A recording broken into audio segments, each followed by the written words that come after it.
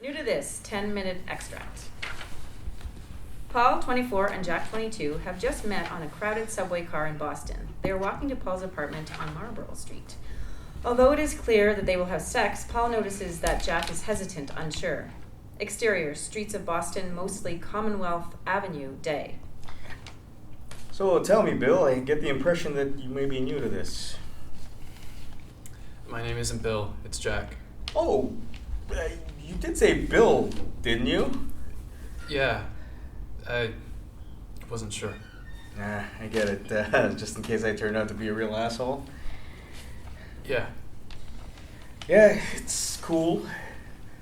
So, Jack, are you new to this? Yeah, I've never done this before. You don't think of yourself as gay? No, not at all. Not really. Well, it is, as they say, a bit of a step, not one you want to take lightly. Do you mind if I ask you some questions? Oh, God, the times I wish I had someone to ask. Fire away. Do you sleep with women, too? Not anymore. But you did before you... Yeah, a couple. I was pretty slow getting started because I was afraid I was gay and I didn't want to be, pedophiles, predators, horrible people. It may sound strange in this day and age, but my family was seriously churchy. How about you? I sleep with women. I'm no Leonardo DiCaprio, but I do all right. I'm not surprised. What do you mean? The way you look, you shouldn't have any trouble finding willing partners, women or men. Paul pauses to pick a fragrant sprig from a bush. Relationships? What? They resume their walking. Have you just broken up with your high school sweetheart? Are you married? No. Nothing like that. I wouldn't be here if... Okay, just a simple question. So, no long-term relationships? Why not? Haven't found the right girl. But why waste my time, or hers, if there's no future? No future? Do you mean that you want a relationship with a man? No. Not... Maybe, I don't know. But what's it to you? You're right, of course. I didn't mean to. I only wonder because I intentionally ended it with the two women in my past to save them. And me.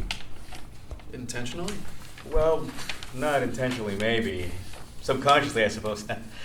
That's just the opposite, isn't it? But you see, I was the one who broke it off both times. And I really think I was rescuing myself from a life that I would not be happy in. And them. Did you love them? Yes, but not in the way that they deserved. But you weren't out, right? Right. So how did you know to do it? How did you know that you had to break it off with them if you weren't gay? Well, Jack, I wasn't out, but I always knew. That's my point. City sounds, perhaps sirens, fill a brief silence. I didn't admit it till much later, but when I was 12, and all my friends were discovering girls, I realized one day that the bodies I really wanted to see were men's. All the legs I looked at had hair on them. That strikes a chord with Jack. Even in college, my roommates' porn sites didn't interest me unless they included men. But being gay wasn't an option to me at the time, so I did what I had to do, which eventually included leaving the provinces. I'm from St. Louis. Tulsa. Oh my God, Tulsa. Well then, there are fewer options in St. Louis, or Tulsa, I expect. Yes. A quiet moment. Anyway, when I left the Midwest, I stopped dating women and started sleeping with men. Relationships? No, I am very single. Sad, huh? Actually, it's worse than you think. 2 years ago, I was devastated to discover that I'm hopelessly in love with my best friend. Such a cliche. But it does mean I'm free as a bird, and you and all the other great-looking men in Boston are safe. Marlborough Street. Paul slows his pace. Jack does likewise. Jack is getting nervous. This is where I live. Would you like to come up? Sure. Interior, Paul's apartment, entry area day. Paul's apartment is shabby nice. A small kitchen, a small bedroom, a nice living room, and a small entry area with a tiny table for keys, mail, and a little vase currently without flowers. Paul and Jack enter. Paul locks the door behind them, puts the sprig in the vase, and drops the keys on the table. They set down their briefcases. Paul takes off his sport jacket, hangs it up in the closet, gets another hanger. Jack removes his jacket and lets Paul hang it up. Thanks. You're welcome. Would you like something to drink? Water? Water would be good. Jack, nervous, stays in the entry area while Paul gets the ice and prepares the water. Tap water all right, I hope? Sure. Paul reappears, hands the glass to Jack, waits for him to take a drink, smiles, takes Jack's head in his hands, and kisses him. Jack doesn't move. Paul takes the glass and places it on the little table, then kisses Jack again, more romantically. Jack pulls back. No. Damn it. No, Shit. This was a mistake. I'm not... All right, Jack. It's all right. It's all right. I'm sorry. Maybe I should... I don't think... Jack, breathing a little heavily, looks imploringly at Paul, who takes a moment, then speaks carefully. I'm sorry, Jack. I am. Really and truly. I don't want to make you do anything you don't want to do. But it seems to me that you may want an experience with a man. Jack looks down at the floor, breathes, tries to relax. You may only want to get it over with to get it out of your system. That's fine too. Here's the thing, Jack.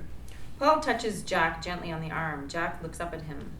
I would be glad to give you one such experience right here, right now. With no strings, no conditions of any kind. I think you're very attractive, and I'd love to see you naked if you think that you could be comfortable with that. But you know what? Stark naked or wearing everything that you have on now, if you would like to lie down on my bed or sit on my couch or just stand exactly where you are, leaning up against my door, I would love for you to just relax. Trust me, and let me blow your socks off. 5 beats of silence. Jack inhales deeply, and as he exhales, he loosens his tie, slips it over his head, and lets it fall to the floor. Paul backs up a few steps, better view. Jack unbuttons his shirt cuffs and the first 2 buttons of the neck, pulls the shirt over his head, and drops it to the floor. He begins to take off his V-neck t-shirt. Wait! Jack freezes, looks at Paul. Shoes first. Jack laughs, smiles. The smile grows and grows, filling his face with joy. Then the smile relaxes into an erotic gaze, very aware, very excited. Hey, Jack, you getting into it? Jack arches his eyebrows, puts on a sexy smirk, and walks over to the couch and sits down with his knees spread wide apart. Paul follows. Living room. Oh, yeah. Into it big time. You want my shoes? You take them off. Paul smiles, moves deliberately, kneels between Jack's knees. Jack lifts his right foot. Paul takes it in one hand, pulls at the knot, loosens the laces, removes the shoe, and massages the foot through the black gold toe stocking. After a moment, he looks up at Jack. Socks? Jack shakes his head. Paul puts the foot down and, without once losing eye contact with Jack, repeats the procedure on the other shoe. Jack gives an approving nod. Paul reaches for the belt. Jack helps, and Paul tugs it out. It snaps as it is freed. Paul begins to tug at the t-shirt, but Jack grabs his hands. What? Do you really want to see me? Oh, yes. Why?